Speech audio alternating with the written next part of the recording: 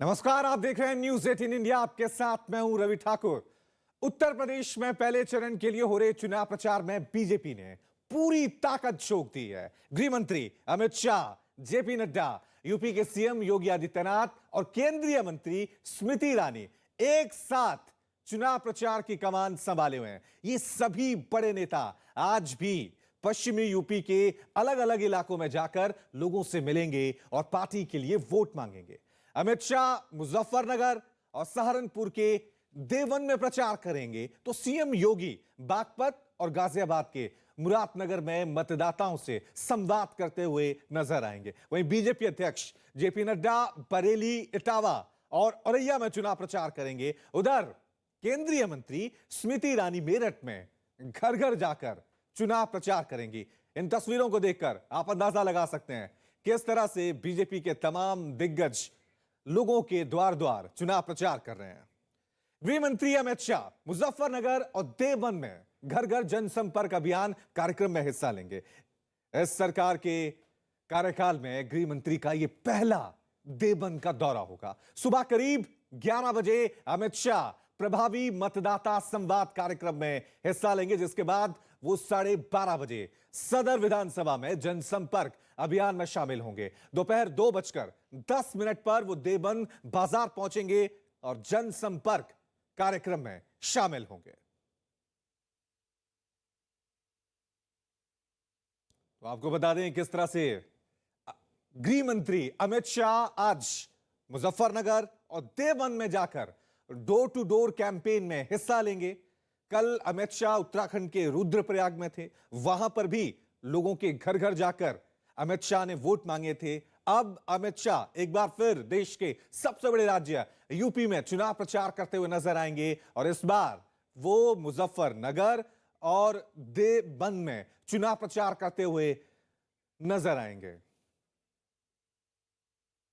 और इस खबर पर और ज्यादा जानकारी के लिए हमारे साथ मेरे 3 सहयोगी बने हुए हैं। बागपत से नीरज कुमार बने हुए हैं, देवबंद से अमित पांड्या बने हुए हैं और मुजफ्फरनगर से जावेद मंसूरी हमारे साथ बने हुए हैं।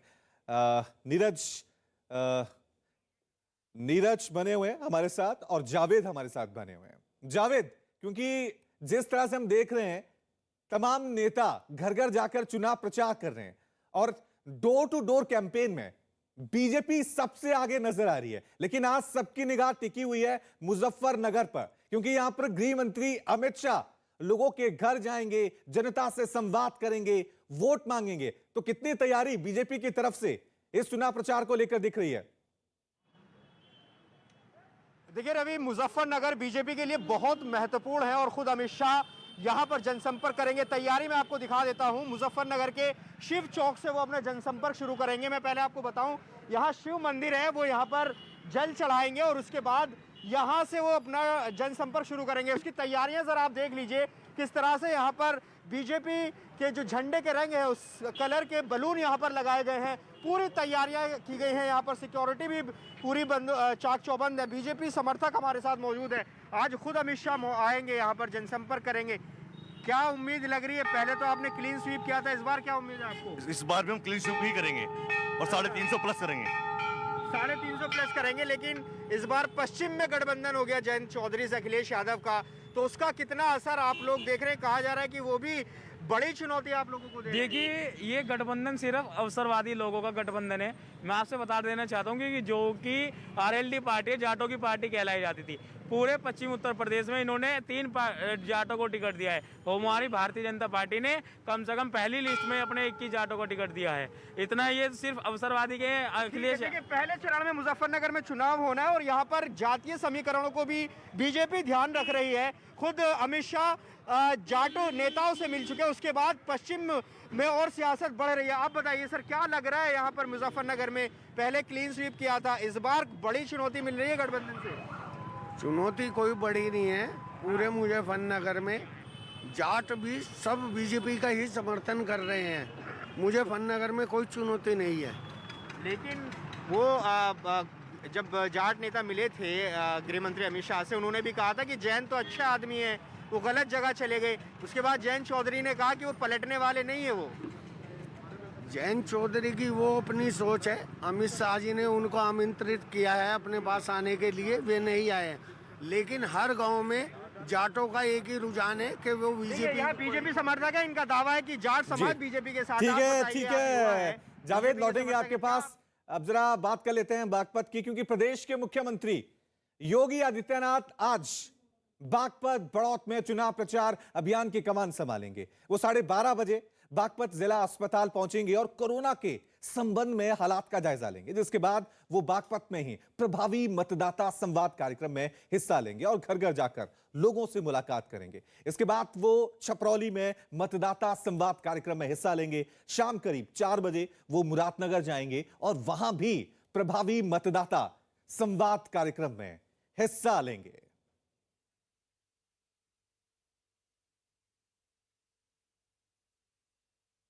चलिए, इस खबर पे और ज्यादा जानकारी के लिए सीधा रुक करते हैं, मेरे सहयोगी नीरज हमारे साथ बने हुए हैं। नीरज, क्योंकि बागपत आज सीएम योगी आदित्यनाथ पहुंच रहे हैं और जाहिर सी बात है, जब मुख्यमंत्री आपके घर के द्वार पे आते हैं, दरवाजा खटखटाते हैं और कहते हैं कि आप वोट दीजिए, तो एक अलग अनुभव होता है लोगों के लिए। चुनाव प्रचार का एक नया रंग भी देखने को मिल रहा है। तो बागपत में आपको चुनाव प्रचार के कौन कौन से रंग देखने को आज मिलेंगे और क्या कार्यक्रम रहने वाला है सीएम योगी आदित्यनाथ का?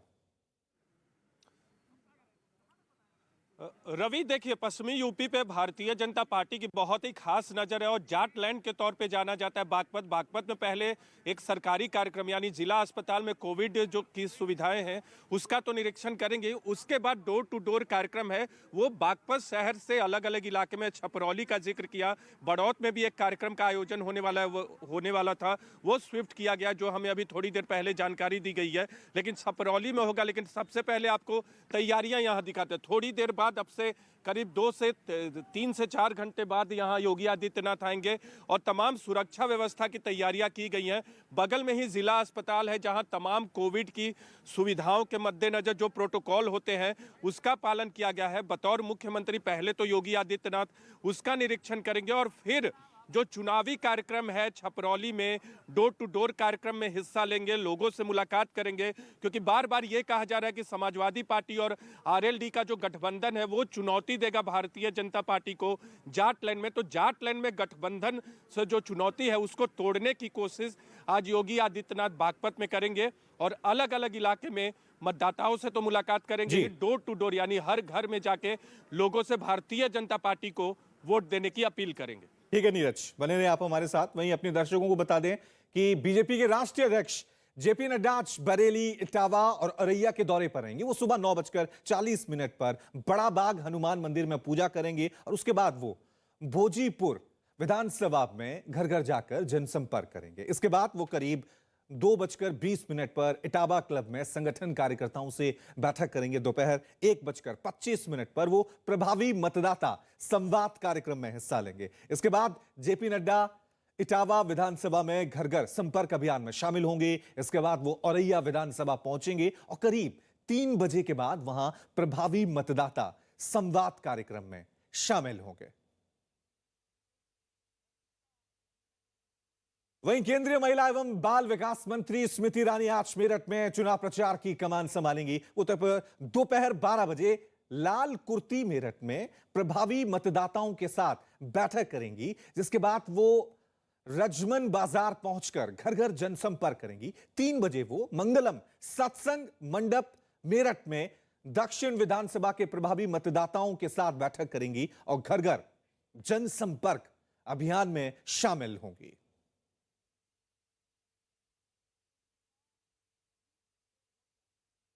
वहीं मेरठ में अखिलेश यादव और जयंत चौधरी ने एक प्रेस कॉन्फ्रेंस की है और सरकार पर जमकर हमला बोला है। इस प्रेस कॉन्फ्रेंस के बाद न्यूज 18 से बातचीत करते हुए जयंत चौधरी ने किसानों और बेरोजगारों के लिए काम करने का दावा किया, जबकि अखिलेश यादव ने भी सरकार बनने पर किसानों के लिए अलग से फंड बनाने का दावा कर दिया।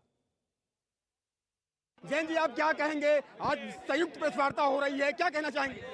पश्चिमी उत्तर प्रदेश की राजनीतिक बयार क्या कहती है? ये कहती है कि भारतीय जनता पार्टी की राजनीतिक जमीन खिसक गई। जाटों के साथ जो मुलाकात हुई है, अमित शाह ने जो जाटों के साथ मुलाकात की है, उस पर आप क्या कहना चाहेंगे? बात जाटों की नहीं, बात किसानों की। और आपने कहा कि मैं चुनावी चवन्नी नहीं हूँ जो पलट जाऊंगा, इसके क्या अर्थ है? मैं पलट नहीं सकता, वो ईमानदार बयान था मेरा। आज मुख्यमंत्री हस्तिनापुर आए थे, उन्होंने कहा कि चांदनी रात चोरों को अच्छी नहीं लगती।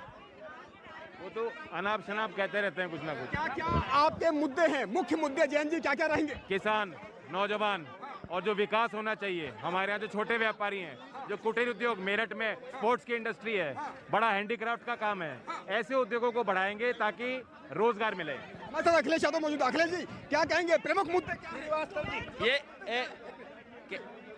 देखिए, किसानों का भुगतान समय पर हो, गन्ने किसान का भुगतान समय पर हो, और समाजवादी पार्टी ने तय किया है कि फार्मर्स फंड बनाएंगे जिससे कि किसानों को आंदोलन के लिए ना बैठना पड़े, आंदोलन के लिए धरने पे ना किसानों को बैठना पड़े, समय पर उनका भुगतान हो, इसलिए फार्मर्स फंड बनाएगी। वहीं किसानों की एमएसपी के लिए सरकार एमएसपी पे फसल खरीदे, उसकी जिम्मेदारी सरकार की होगी। प्रोक्योरमेंट सरकार में जितना हो सकता है उतना सहयोग करने का काम सरकार करेगी। आज मुख्यमंत्री हस्तिनापुर पहुंचे थे, उन्होंने एक बयान दिया कि चोरों को चांदनी रात अच्छी नहीं लगती। वो इसलिए क्योंकि मुख्यमंत्री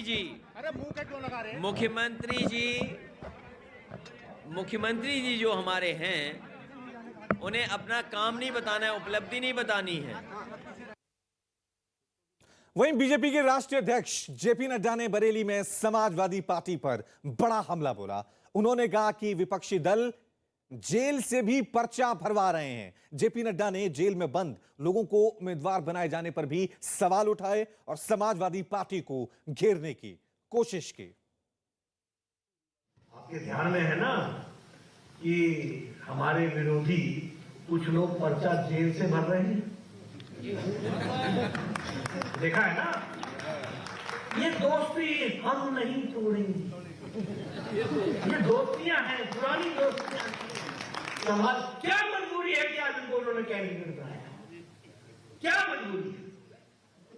तो वो शोले फिल्म का गाना आता, ये दोस्ती हम नहीं तोड़ेंगे, नहीं तोड़ पाएंगे, क्योंकि बुरा का साथ बुरे से होता है तो छूटता नहीं है, वो जकड़ लेता है, वो पकड़ लेता है। आधे जेल से लड़ रहे हैं, आधे जेल पर लड़ रहे हैं। क्या है ये, क्या चल रहा है? और आज बड़ी बड़ी बातें करेंगे। और अब बात करते हैं पंजाब की सियासत की। नवजोत सिंह सिद्धू की बहन सुमन तुर ने उनके खिलाफ मोर्चा खोल दिया है और आरोप लगाया कि सिद्धू ने उनके पिता के घर पर कब्जा कर लिया है। पैसे के लिए मेरी मां को लावारिस कर दिया। मेरी मां की मौत रेलवे स्टेशन पर लावारिस हालत में हुई थी। कहा कि जो अपने परिवार का नहीं हुआ वो किसी और का कैसे हो सकता है। यही नहीं, यह भी आरोप लगाया कि 1987 में एक लेख आया था जिसमें सिद्धू ने झूठ बोला था। गौरतलब है कि नवजोत सिंह सिद्धू के पिता की 2 शादियां हुई थी। पहली पत्नी से 2 बेटियां थी। जद कि ਉਹਦੇ ਪੈਸੇ ਤੇ ਐਸ਼ ਕਰ ਰਿਹਾ ਸੀ ਕਿਉਂਕਿ ਉਹਨੂੰ ਹਿੱਸਾ ਨਾ ਦੇਣਾ ਪਏ, ਜਿਸ ਕਰਕੇ ਇਹਨੇ ਝੂਠ ਬੋਲਿਆ, ਜੋ ਮੈਂ ਸਮਝਦੀ ਹਾਂ। ਔਰ ਰੇਲਵੇ ਸਟੇਸ਼ਨ ਤੇ ਮਰ ਗਈ, ਗੱਡੀ ਦੀ ਇੰਤਜ਼ਾਰ ਕਰਦੀ ਕਰਦੀ। ਲਵਾਰਸ ਔਰਤ ਨਹੀਂ ਸੀ ਉਹ, ਸਾਡੀ ਮਾਂ ਸੀ ਜਿਹਨੂੰ ਇਹਨੇ ਲਵਾਰਸ ਬਣਾਤਾ। ਕਿਸ ਕੰਮ ਲਈ? पैसे पीछे, पैसे पीछे। 87 ਦਾ ਆਰਟੀਕਲ ਹੈ ਜੀ, 87 ਦਾ। ਇਹ ਸਾਰੇ ਤੁਸੀਂ ਕਾਪੀ ਲੈ ਸਕਦੇ ਹੋ, ਸਾਰਿਆਂ ਦੇ ਕੋਲ ਕਾਪੀ ਹੈ। ਇਹ ਨੇ ਇੰਡੀਆ ਟੁਡੇ ਨੂੰ ਦਿੱਤੀ ਹੈ, ਜਿਹਦੇ ਚ ਇਹਨੇ ਕਿਹਾ ਮੈਂ 2 ਸਾਲ ਦਾ ਸੀ ਜਦੋਂ ਮੇਰੇ ਮਾਂ ਪਿਓ ਦੀ ਸੈਪਰੇਸ਼ਨ ਹੋ ਗਈ ਤੇ ਮੇਰੀ ਮਾਂ ਤੇ ਭੈਣਾਂ ਨਾਲ ਮੇਰਾ ਕੋਈ ਲਿੰਕ ਨਹੀਂ ਹੈ। वहीं नवजोत सिंह सिद्धू की पत्नी नवजोत कौर सिद्धू ने सुमन तुर का जवाब दिया है। कहा कि सुमन तुर को मैं नहीं जानती। नवजोत के पिता ने 2 शादियां की थी, पहली पत्नी से 2 बेटियां थी। मैं उन्होंने नहीं जानती। उन्होंने कोई फादर दी पहली मैरिज सीगी किसी लेडी नाल, उनके 2 डॉटर्स होईयां सीगियां। सो मैं मेरे हुंदे मैं नहीं जानती उन्होंने। वहीं बीजेपी नेता मीनाक्षी लेखी ने नवजोत सिंह सिद्धू पर हमला बोला है।